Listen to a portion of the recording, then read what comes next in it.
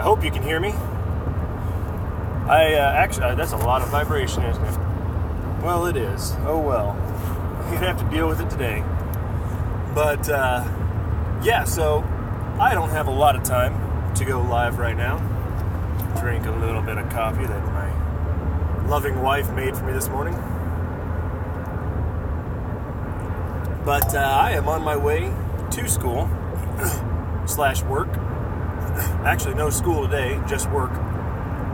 On Fridays, I do not have any classes. And so, yeah, I'm just going to talk a little bit. And this is an odd topic for me, I think. But they all are. I talk about whatever I feel like I want to talk about. But today I'm going to talk a little bit about customer service. I'm going to make sure, okay, yeah, she's good back there.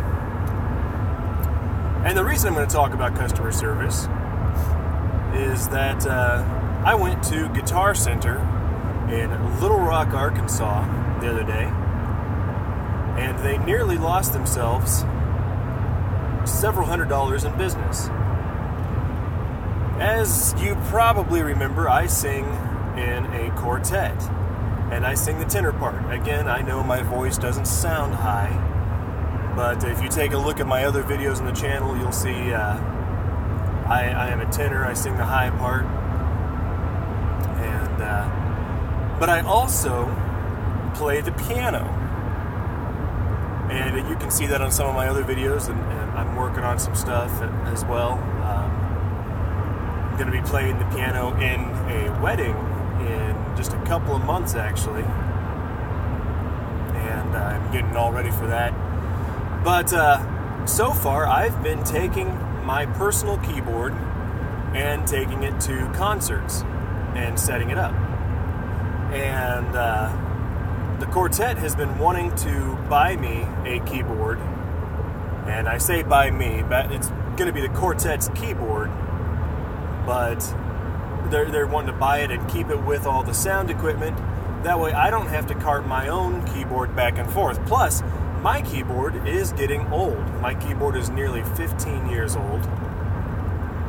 I have an old Yamaha DGX 505. I don't remember exactly when they came out, but I bought mine in 2006, I want to say.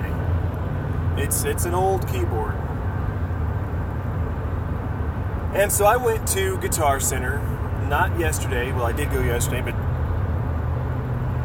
this story is about 2 days ago, and I decided to play the keyboards, test them out.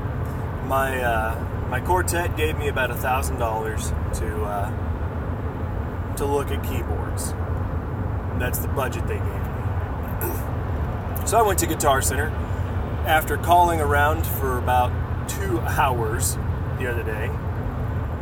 Found out Guitar Center was my best bet. So I went in there and I found a keyboard that I just loved it from the first time I started playing it. The problem was, I loved the feel of it, but there was a guy in the same room and he was just playing around. And he was playing very loud. And I couldn't really hear the keyboard. I could feel it, and I was like, I love the feel of this keyboard. It turns out it's actually a Yamaha DGX 660 Bravo. And so I went to the front desk and said, hey, I would like to hear this keyboard. I love the way it feels. I'm thinking about buying it. I said, the issue is there's a guy in here and he's just playing around, and I can't tell how the keyboard feels, or hear. I can't tell how it sounds.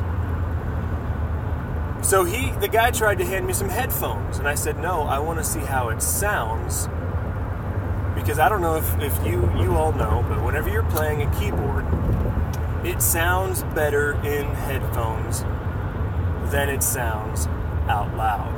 That's just the way electronic keyboards are, because the headphones actually give it more of a bassy feel to it, and it sounds much better in headphones than it sounds live.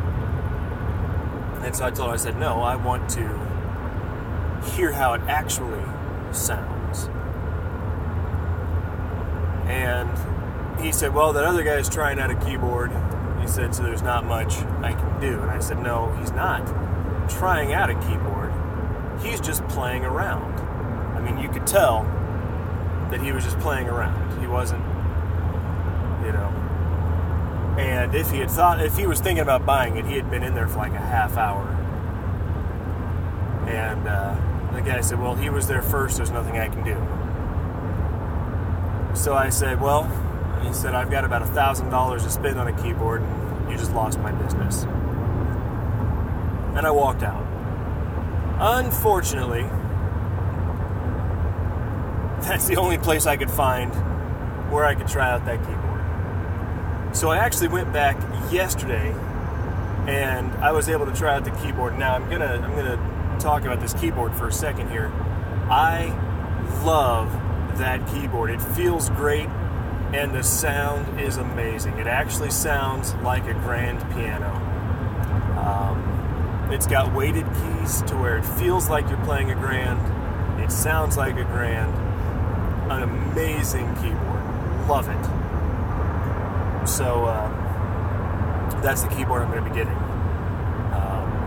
Now I did have a slight issue with other people coming in and playing again, but there was this guy came in, and I'm guessing he plays the keyboards for a gospel church. He got on a keyboard, turned it to an organ sound, and he was playing praise break music. And I was actually able to play along with him. I found out what key he was playing in, and I just kind of played around with him, and I did a little bit of impromptu session there. Then he stopped playing, and I was able to play some of my own stuff. And it sounded great. So then I was able to talk to a sales rep, a guy by the name of Matt there, give him some props. He was talking to me about it, and how much it costs, and cases, and stuff like that. And so that's definitely the one I'm going with. So I just wanted to talk today about how customer service is important. And I'm going to end up spending, the keyboard itself is $700. The case is going to be about $150. And then I'm going to be getting a pedal for it, which is another $30. So all in all, that's $880 I'm going to be spending there. I don't know if they work on commission, but had there been another place in town for me to go, they would have lost $880 of business. All because they weren't going to take care of me as a customer. Because they didn't want to give the guy who was just playing around headphones. They wanted to give me, the guy who wanted to spend close to $1,000, they wanted to give me the headphones. So yeah, customer service is important, and knowing your customers and taking care of your customers is very important. And that goes that goes in any industry. That goes all the way from working at McDonald's, all the way up to insurance and financial advising. I mean, anything in any industry, you've got to take care of your customers and make sure that they are taken care of. I mean, make sure that they feel like they're important. Whenever I was waiting tables back in the mid-2000s, before I joined the Army, I actually wrote a pamphlet because the people at Steak and Shake realized I was getting, and this is not bragging about me, this is just, I knew some things, and they realized that I was getting more tips than anybody else. Now, part of that, and this is going to sound very sexist, but this is not, it's just the way things are, people tip guys better whenever it comes to waiting tables. That's just, I don't know why exactly, but people tip guys better over girls. And I think, I don't know why that is for sure. There's some psychology there, I'm sure. But, I wrote a little pamphlet on how to get better tips, and it was all about the customer, the timing of how to get to the table without overcrowding the customer, making sure they've got, it was simple stuff, making sure they've got refills, make sure they don't have to ask for refills. That's a big thing. If they're getting low on their drink, bring them out another drink. If they're done with a plate, take it away.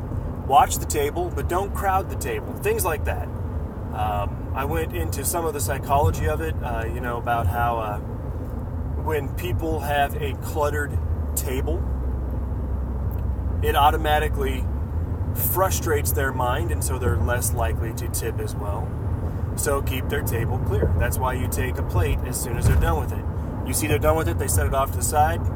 You walk by the table, you pick it up. You don't even have to talk to them. You just walk by, pick it up, and walk away. They will appreciate that. You've got some of these servers who try to be over-friendly as well. And they try to talk to you and get you talking and chatting. Not everybody likes that. You've got to be able to read your customers. I do not like that. I like my server to be there when I need them to be there and gone the rest of the time. And so that's what I put in that little pamphlet. But anyway, it comes back to customer service. Know your customers. Make them feel wanted. Make them feel appreciated. And make them feel important, like their business means something to you. You can't go wrong doing that. And that's what I wanted to get across today. Like I said, I didn't have very much time. I've already been going for about 12 minutes already. And I'm already nearing work today. We've got some things going on, a science fair that I've got to help out with. So anyway, if you've liked what you've seen here, don't forget to like, comment, and subscribe. If you've got something to say about the topic, go ahead and comment below. And, besides subscribe, also hit the bell. Hit the bell down there on the page. That way you can get notified of when I go live, when I upload a new video, things like that. And here soon, I'm going to be getting back into my video gameplay videos. I'm going to be doing those some more. And I'll talk to you more about that in an upcoming episode of The Drive Home. I'm sure maybe on my way home this afternoon. But, don't forget to like, comment, and subscribe.